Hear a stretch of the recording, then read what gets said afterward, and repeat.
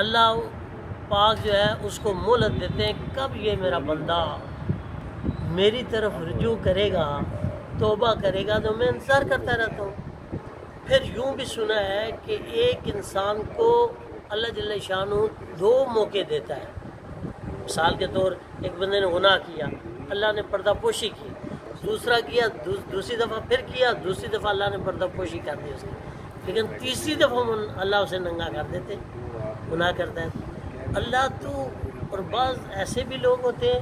جو کسی نیکی کی وجہ سے بار بار گناہ کرتے، اللہ پردے ڈالتے رہتے، ستاری کرتے رہتے کہ اس بندے نے فلاں وقت میں بڑا نیک کام کیا تھا،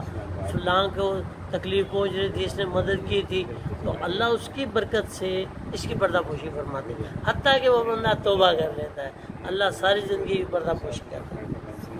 اللہ تو بڑے کریم ہے۔ اچھا، یہ آخری بات ہے، قرآن پاک میں 3 لفظ